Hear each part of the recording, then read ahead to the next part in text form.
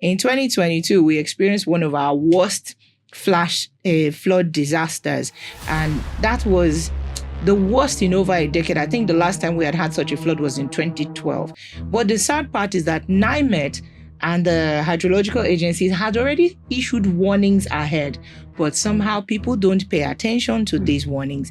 People only react when the disasters happen. There were several warnings mentioning that due to weather changes in weather patterns, there may be flooding, so prepare. However, over 1.4 million people were displaced. Rather than have one person practicing green conservation perfectly, we want to see more people making the effort to practice green. Do you understand what I mean? Yes, what are those things? You need to remember these three words: reduce, reuse, recycle. Hello and welcome to the very first episode of Green Conversation, amplifying conversations on conservation. I'm your host, Eunice Septawiza Agbedo, and I'm so excited to have you join me on this journey where we explore everything about conservation, sustainability, and how we can all play a role in protecting the planet. In this series, we will dive into topics such as climate change, conservation efforts, eco-friendly living, and the role of policies in driving sustainability. I'll be bringing in experts, activists, and everyday people who are making a difference in their communities. And don't worry, you don't need to be an environmental scientist to follow along. This series is for everyone who cares about the planet and wants to make a difference. So why does green conservation matter? The world is facing major environmental challenges: deforestation, pollution, biodiversity loss, and of course, climate change. But the good news is that we can all contribute to solutions, whether through small lifestyle changes or big advocacy efforts. Here in Nigeria and across Africa, we see the effects of environmental issues firsthand: flooding, loss of farmland, droughts, and a lot more. These issues are real, but so are the solutions, and that's what Green Conversation is all about: shining a light on practical ways we can all make a difference. Today, to help us kick off the very first episode of Green Conversation, I'm thrilled to be joined by a special guest who is passionate about environment and deeply involved in climate advocacy. Mariam Adiola Gbadebo is a climate educator working with schools and communities across Abuja, the capital city of Nigeria, to create awareness and drive practical solutions.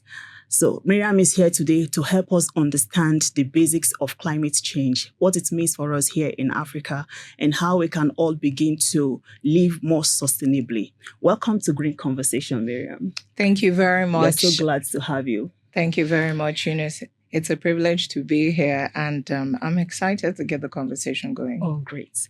So to begin with, for those who might be new to the topic, what exactly is climate change? How is it different from weather changes we see every day? All right, in simple terms, climate change refers to the long-term changes in temperature, rainfall, and other weather conditions. It's usually caused by human activities. Unfortunately, it's caused by human activities like bush burning of fossil fuels and things like deforestation. When you look at the difference, take for instance, weather changes every day. Today it might be sunny, tomorrow it might rain, but climate change refers to those long-term changes in the weather conditions.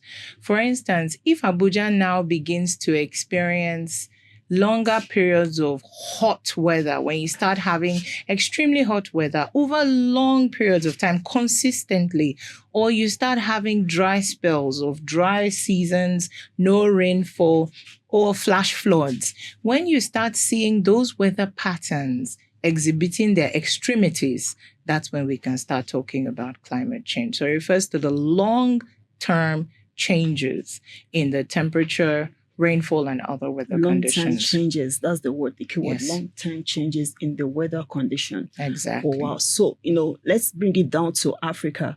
Like, how is climate change currently affecting African countries with practical examples?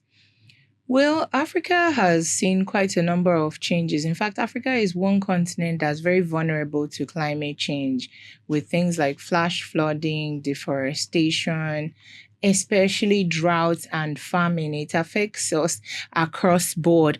Like you have Southern African countries like Malawi and Zambia, they declared drought disasters.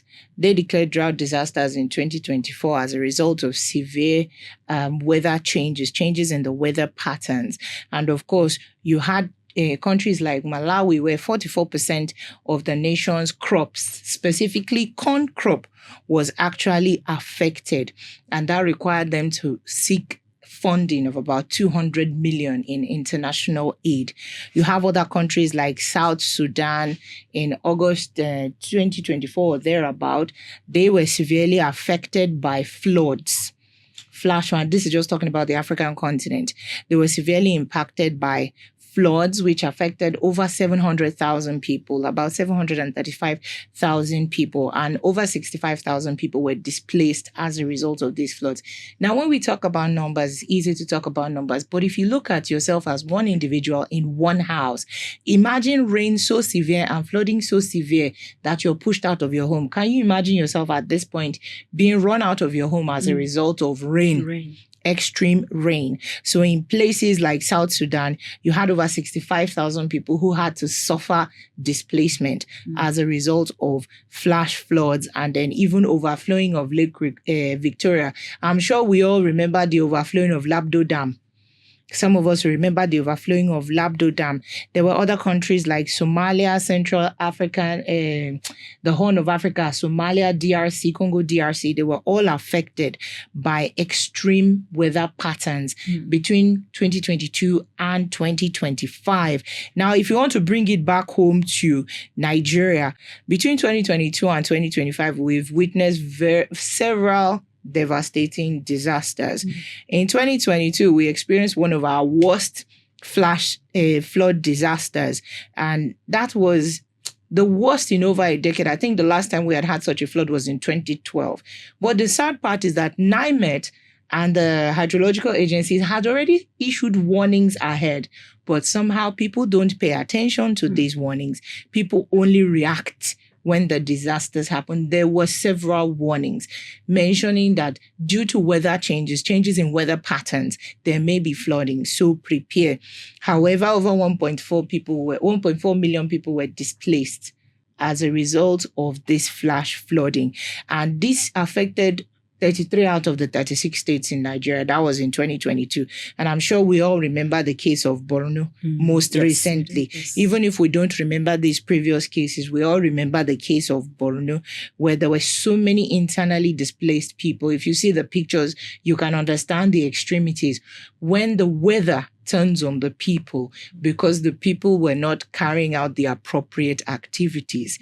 So usually it's the human activities that precede the reactions of weather. So that actually brings me to this question. I think many people feel overwhelmed by the idea of going green. So what should we be doing differently from now, going forward? What should we be doing? What are some, easy, low-cost changes that everyday people can make to live more sustainably? Right, going green is amazing. And yeah, most people think it's a big deal, but it's always easier to have, rather than have one person practicing green conservation perfectly, we want to see more people making the effort to practice green. Do you understand what I mean? Yes, what are those things? The things that we can practice, like when it comes down to our home living, sometimes you're stepping out of the house, remembering to switch off all the lights, conserving energy. Not just that, conserving energy. When you're stepping out of your house, remember to switch off anything that's not in use. You need to remember these three words: reduce, reuse, recycle. Reduce, reuse, recycle. If you can remember those three things, like a mantra, is easy. Reduce when you're stepping out of the house, reduce your energy consumption. In fact, in a place like Nigeria, no one needs to tell you to reduce your energy consumption. The electricity board will come, especially if you're on band A. So you should know that you should switch off lights that are not in use, switch off electrical appliances that are not in use as you're stepping out. Reduce single-use plastic. That one is very common. When it comes to climate change, one of the major causes of pollution, especially in the waterways, in the water systems, is plastic.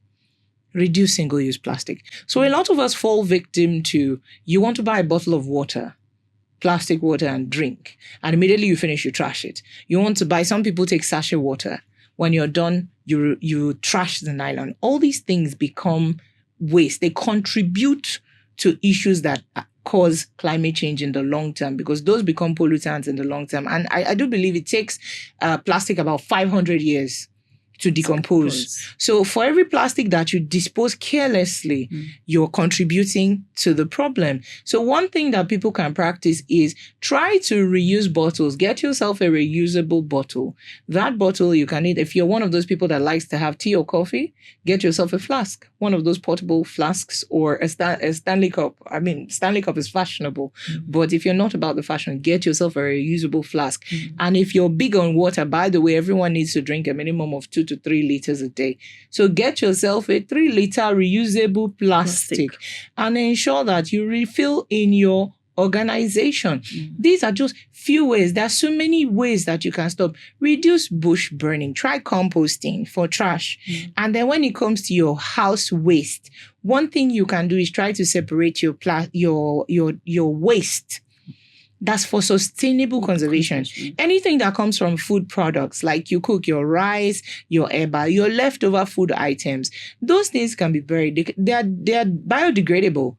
So even if you bury them or feed them to livestock, they'll be serving more purpose. Separate reusable products, recyclable products like paper, plastic, and all those things. And you can hand them over to waste companies that deal in recycling. We all have a role to play. And if we start with those little changes, a change as little as buying a reusable plastic is doing a lot.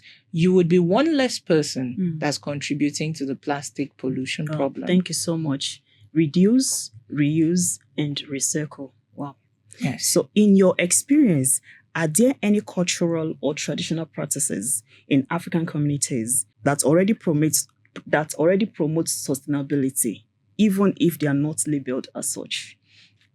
Africa, you see, there's something about Africa. We were actually given a lot of green. We've been given a lot of things that we need that are natural. And some of our traditional practices were actually really amazing. But because of education westernization, we seem to have looked down on our traditional plastic practices. For instance, once upon a time, storing water in clay pots. Do you remember when we were growing up? Yes. They used to store water in clay pots. And each time you dip a cup into those clay pots, it was always cold. Always cold. It was always. And it tastes different. And it tastes very clear and very different. There were some of those little things that they did in traditional ways that they're really, really good. Planting at home as opposed to just buying canned food, planting your food in your backyard. Most of us, if you recall, our parents used to have small gardens where they could pluck vegetables. Small gardens, they could pluck vegetables, their own vegetables, replant. You would be able to get almost everything in your home. But now, I don't know if it's urbanization, if we blame it on urbanization or the lack of timing, or the chase for money. You find less people planting. But if more people go back to some of our traditional practices, you will find that we'll actually live much healthier lives. Eat healthy, eat natural, reduce your consumption of manufactured products, and make sure that you're planting, you're giving back to the earth that has given you. As you take from the earth, ensure you give back to the earth. Plant something. It's good for you. Oh, thank you so much. So I'm curious, do you have someone you look up to in this area? Like, someone who inspires you to, care about the planet? The role model. There are several. I do have several role models, and to name one out of several would almost be like an injustice, because I remember my journey with climate change began when I started learning about the Sustainable Development Goals. For me, I've always been very more of a nature path. Pro-green, eat green, be as healthy as possible. Some people once in a while they compliment, whenever they pay a compliment to my skin or anything, I would tell them I live pretty green. Like, I try to eat fruits and vegetables as often as possible. And all these are as a result of the people that have gone ahead of me. There are many people, I have friends and colleagues, and I feel it would almost be an injustice to name just one, if you understand what I mean, because there's a coalition of people that are working to see that more people become aware that climate change isn't just a phrase, it's a lifestyle. It's not just a phrase. It's unfortunate that some people still don't believe that climate change is real. But just reflect back to Borno and reflect back to what I said. I'll give an example. I think last month we had rain in Abuja. But if you were observant, what we had was hailstones. I don't know if anyone noticed. It wasn't actually rain. It was hailstones, ice cubes. Yes, and that's an unusual weather pattern because it's not common, and it was very, very severe. These are all triggers. They're all signs and signals that there's a lot of changes in the weather. So people need to reduce bush burning, and they need to learn more, get more sensitized about climate change, and find out what role you can play as a person. Find out, what am I doing to contribute to the problem? And how can I be part of the solution? Oh, wow. Thank you so much for everything you've shared with us today. You have actually made us understand so much more about climate change, and that no matter how small the action is, it is necessary we take action. Absolutely. Thank you so much. So before we go, I'd love for you to leave us with some encouragement. So if someone is listening now, listening to us and listening today and wondering, can I really make a difference? What would you tell such a person? All right. So my take home, it may be more than just one word. My take home would be, begin to live green. When you're kind to nature, nature is kind to you. One, try to reduce harmful practices towards nature like bush burning and co. Try to give back to the earth. Plants are not just there for food. Plants contribute to the oxygen we breathe in. The more greenery you have in your surroundings, you find the healthier the air in your surroundings are. So for anyone out there, buy yourself a small flower pot. Plant something today. Try to start planting. Not only do green plants contribute to the beauty of your environment, they also contribute to your health by cleaning, recycling your air for you. Also, if you're one of those people that tends to, keep buying bottles of water, one practical thing you can do is get yourself a recyclable, a reusable water bottle. That is one singular action I think everyone can do. Get yourself a water bottle that you can use over and ditch single-use plastic. Also, you want to stay away from styrofoam. It's very, very unhealthy. So don't be part of the problem. Be part of the solution. Don't be part of the problem. Be part of the solution. Thank you so much, Miriam. It's been a privilege. Thank you very much. Before we wrap up, I'd love to hear from you. What are your biggest questions or concerns about conservation? What topics would you like us to explore? Please send us a message or you drop your questions in the comments section. Do not forget to like, comment, and share this video. If you enjoyed this episode, please share with a friend who cares about the environment. Together, let's build a community of eco-conscious individuals who are ready to take action. Thank you for joining us today, and bye-bye.